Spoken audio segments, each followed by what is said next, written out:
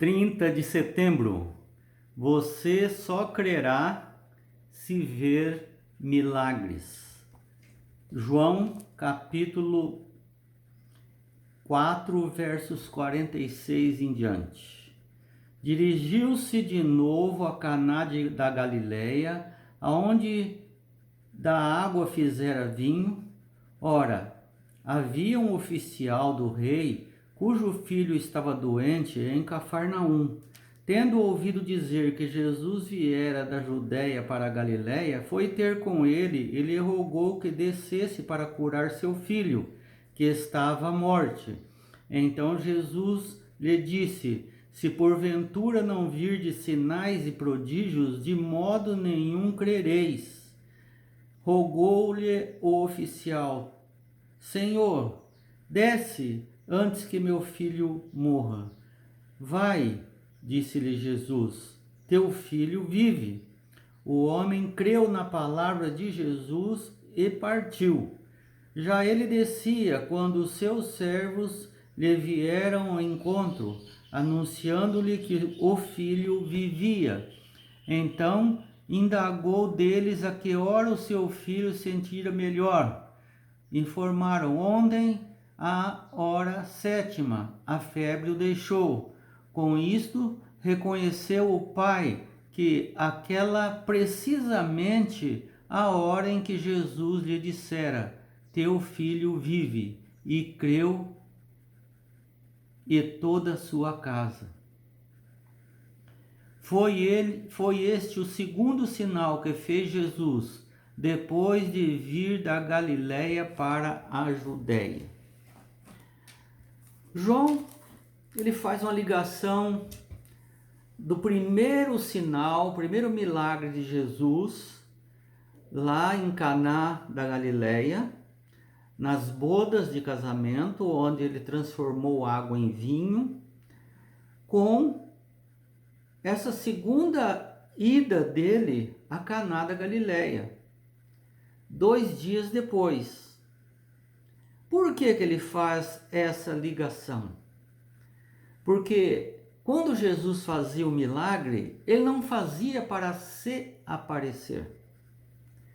Ele não fazia para fazer propaganda dizendo que ele era poderoso e que as pessoas, portanto, devia depender dele, dar dinheiro para que ele fizesse um milagre, porque outros que faziam milagres, ele era o melhor.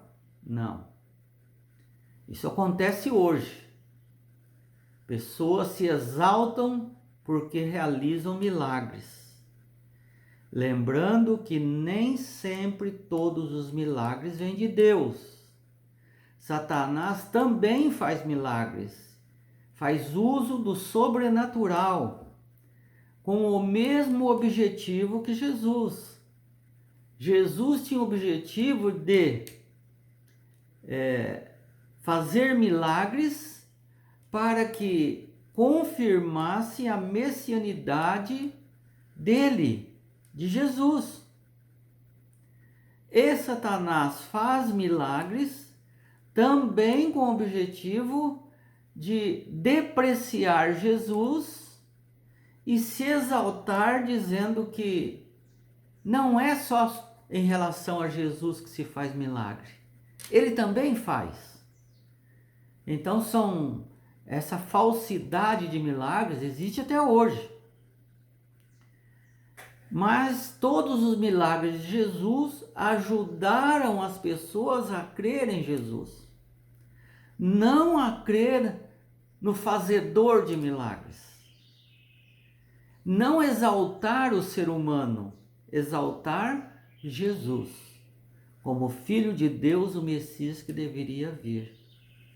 Então Jesus, 2 dias depois, volta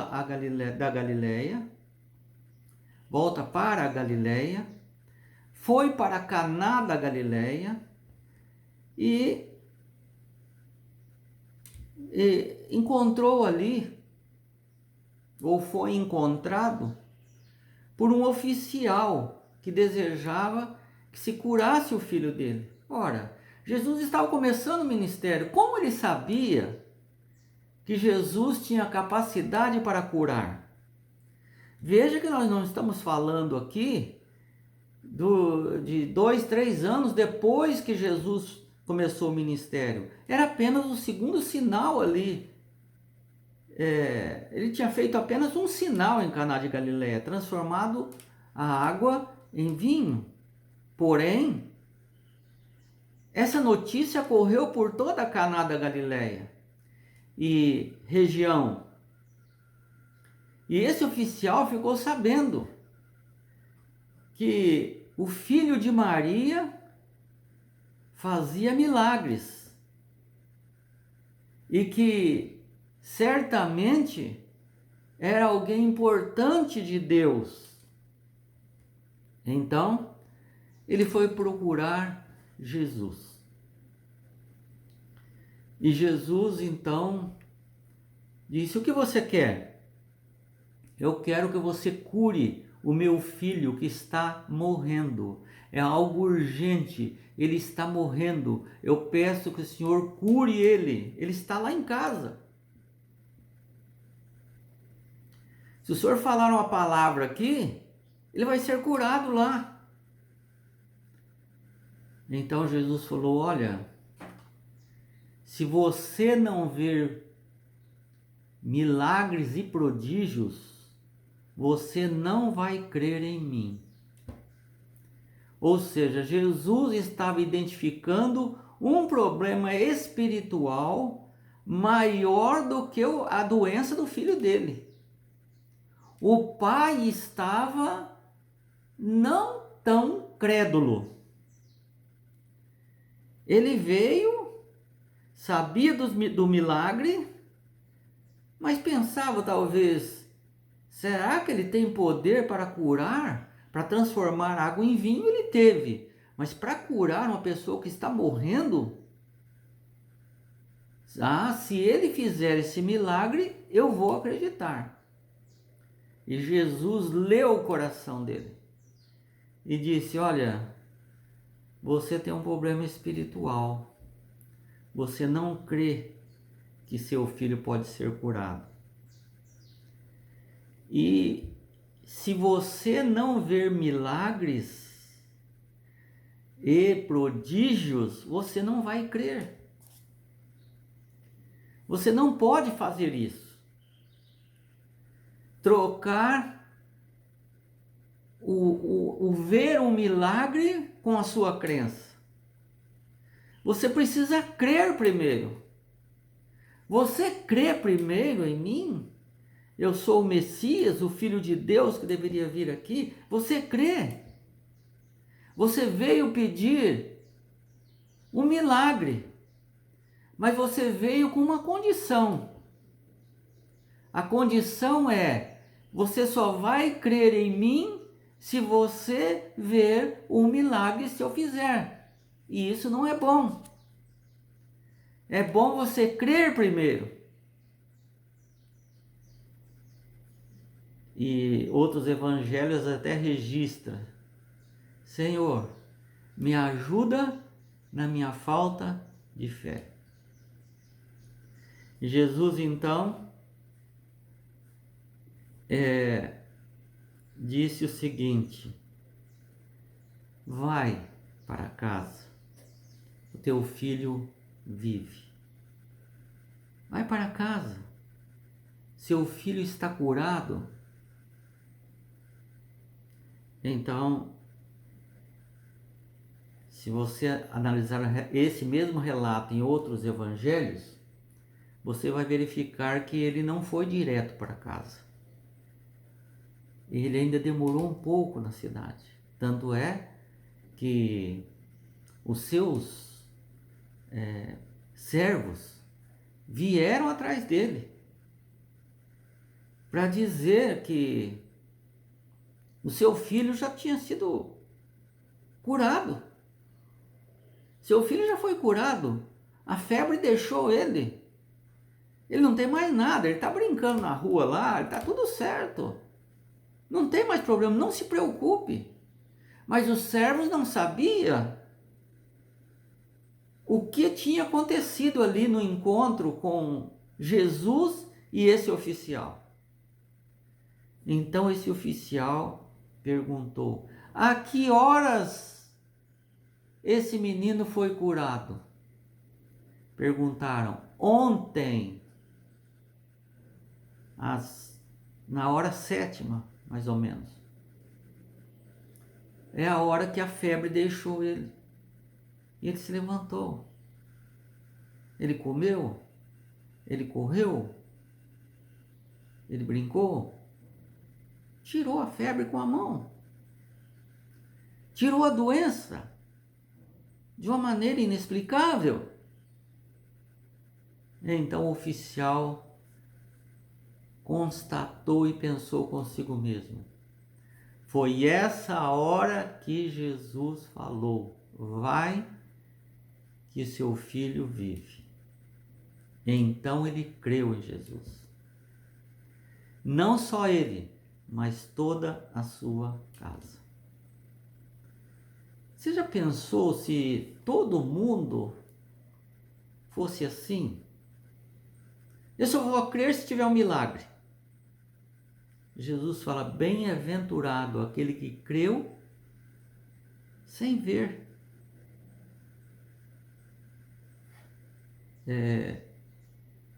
Tomé, por que você quis pôr a mão aqui em mim? Você não creu que eu tinha ressuscitado? Bem-aventurado aquele que não precisa ver para crer. Porque se todo mundo fosse fazer essa situação, não era bom. O ideal que Jesus deseja é que eu e você possamos crer que Jesus pode. E diz: se você crer e tiver fé como do tamanho de um grão de mostarda, pequeniníssimo, você pode fazer qualquer coisa, até transportar uma montanha de lugar e lançá-la ao mar. Se você crer, é como algo que, se você tá vendo que não tem solução, mas em Jesus aquilo já está resolvido. Já está resolvido. Porque Jesus pode, Jesus quer e Jesus faz. Outras pessoas realizavam milagres ali também, como hoje. Hoje se vê milagres em todos os lugares. E é muito difícil você verificar se aquele milagre vem de Deus ou não. Mas normalmente os milagres que vêm de Deus converte as pessoas totalmente. Ela não fica agora querendo outro milagre, outro, mais outro, mais outro, mais outro. E vai lá e fala pro vizinho: ó, se você quiser um milagre, vai lá na igreja tal. Isso não é conversão. Isso aí é um negócio. Isso aí é como se tivesse montado a pequena empresa. Vende-se milagres. Jesus não fazia isso. Jesus transformava as pessoas. Jesus viu a doença espiritual daquele pai. E aquele pai sentiu o seguinte: se eu não crer, eu impedirei a cura do meu filho. Porque ele está pedindo. Todos que se achegam ao Pai têm que ter fé.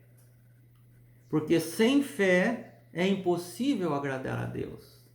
O que é fé? É crer. É crer. Jesus pode. Não é assim: mas se acontecer um milagre nessa igreja, eu vou ficar nessa igreja. Está errado. Porque Satanás pode fazer milagre também. E faz milagres. Só que normalmente as pessoas não se convertem totalmente. As pessoas ficam interessadas que achou um lugar que faz milagres. Não o Senhor dos milagres. As pessoas exaltam quem fez milagres. Este tem oração forte. Esse aqui é bom. Porque ele orou e aconteceu. Jesus não tinha esse interesse. Jesus tinha interesse que as pessoas se convertessem verdadeiramente. E aquele homem correu para casa, creu em Jesus e relatou tudo com tanta convicção que todos de sua casa se converteram. Ele e sua casa. Quando fala sua casa, um oficial, normalmente era um centurião, cuidava de 100 soldados, uma pessoa rica, influente, que tinha esposa e muitos filhos, que tinha muitos servos, dezenas e dezenas de servos, tinha propriedades. Ele e sua casa. Naquele tempo, quando se falava da casa, eram todos da casa, inclusive os servos. Creram em Jesus, o Filho de Deus, o Messias que haveria de vir. Nós possamos ter comportamento certo diante dos prodígios que Deus faz na nossa vida.